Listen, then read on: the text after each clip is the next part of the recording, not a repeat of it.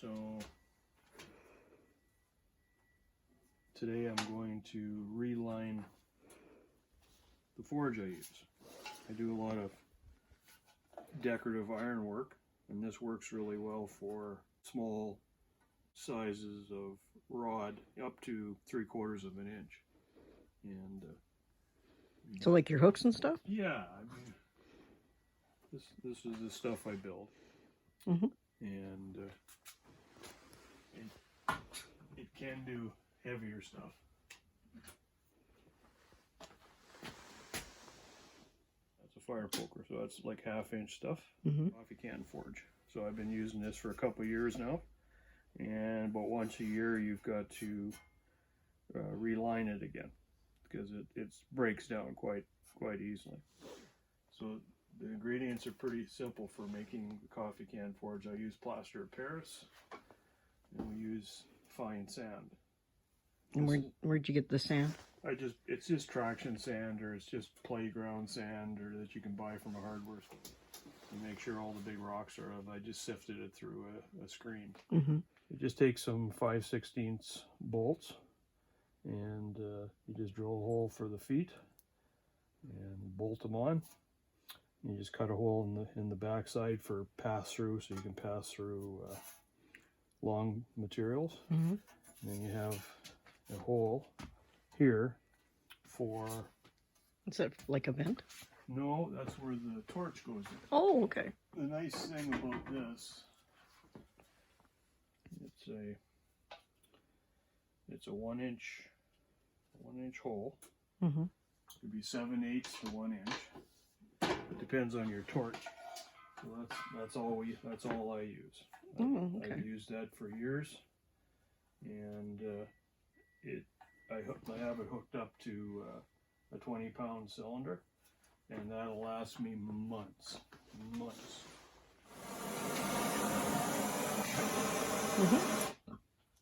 So, anyways, you gotta do this once a year usually, depending on how often you use it and the cycles, how many cycles. It just breaks down and it gets too close to the side here. So you can use different kinds of fillers inside of it. The last time I did it, it was just an aerosol can. You just put an aerosol can in it, and then you pour around it. Mm-hmm. And then it gives you, when it sets up a little bit, you pull the bottle out, and you pull this plastic tube out.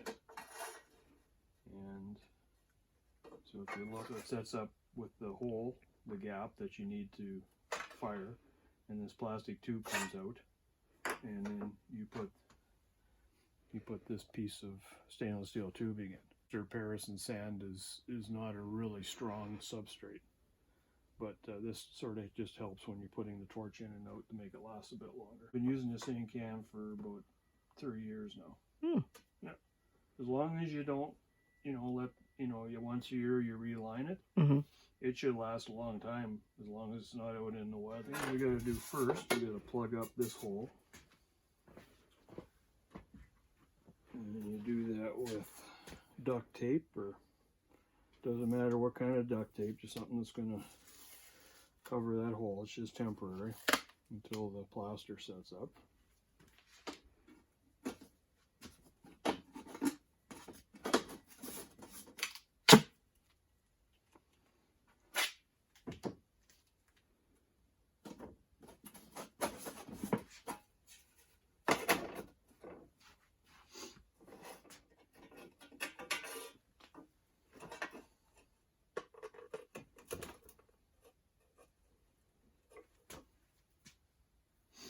Just want to tape this tube in there so it just doesn't get displaced, that's all. Mm-hmm.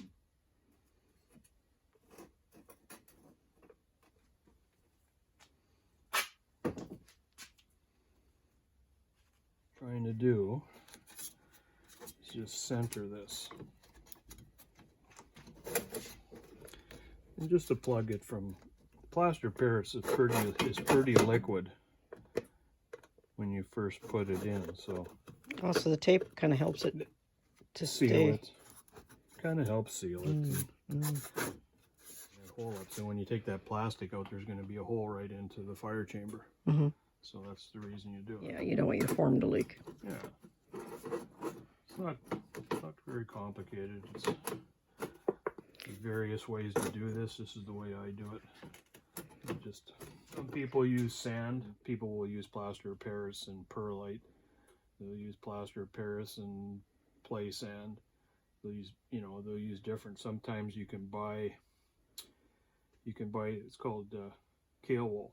Oh, okay. And it's a refractory fiber for high temperatures. The problem with that stuff is the fibers are not good for you. Oh yeah, you breathe them in and they're... Yeah, so so when you use that stuff, you still got to cover it with refractory anyways. Yeah. And this cost pretty much nothing.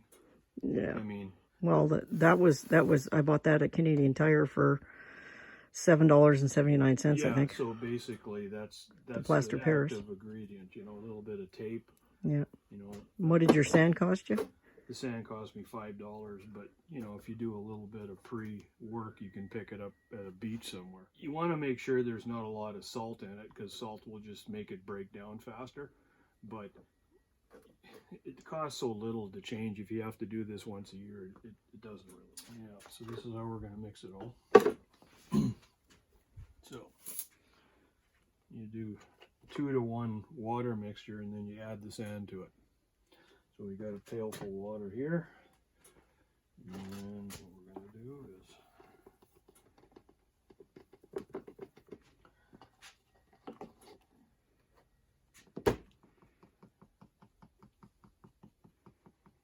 So what are you going to use, about 2 cups or? well, it's a 2-to-1 mixture. We'll see. We'll probably need 4 of these. Oh, okay. I'm going to do 3 right now. And see how it goes. Yeah. Mm. 3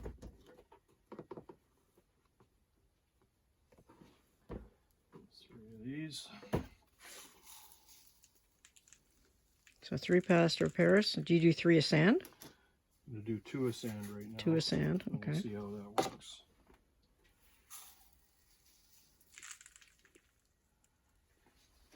Just a double binder, really mix it. Pre-mixing will tell you if you got enough sand or not.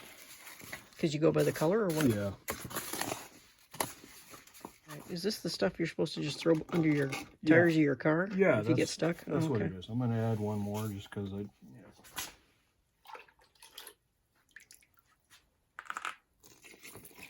I'll just put 2 in there for now. Do a little bit of mixing. I only got about 10 minutes to work with this stuff, so...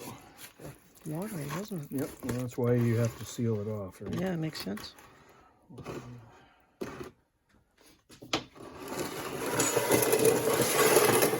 you have a funnel? Nope. Just gonna pour it in. Do you want me to hold the bottle steady? Sure. Third hand is always good. Okay.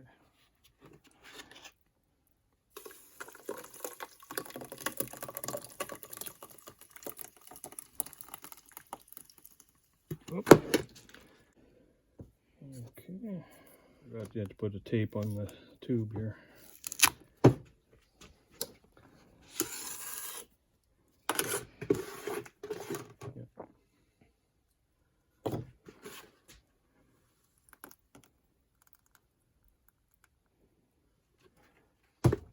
So we'll do 1.5 cups. And we'll do 1 cup of this. So that was 1.5 cups of plaster of Paris, 1 Yep. cup of sand, and now you're going to put in what? 1 cup of water? Yeah. Well, you have to get it you have to get it liquid enough so you can pour it. Right. There was a few lumps in the other mixture. Does that matter or no? Doesn't matter. Okay. It's already starting to... So it's already starting to gel, is it? So what we'll do here is that bottle wants to float.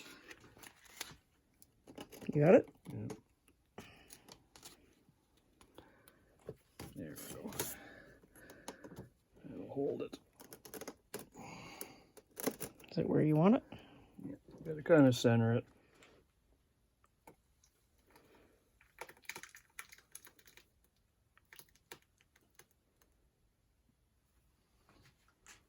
go.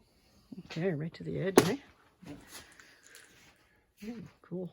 So what you'll do, we'll keep it in the heat here until it sets up, Mm-hmm. and then you have to let it cure for a couple days. Okay. Like once it sets up enough that I can get the bottle out, we'll take the bottle out, we'll take this tube out, and then we'll just set it aside for a couple of days in warm area, let it cure, and then bring it in here, and we'll start a small slow fire in it just to start to dry it out more. Right. Because once it's dry and everything works, it lasts a long time. Like I say, I can do a year's worth of, every evening I'll come out here in the wintertime basically and spend an hour or two in here. So Forging. yeah.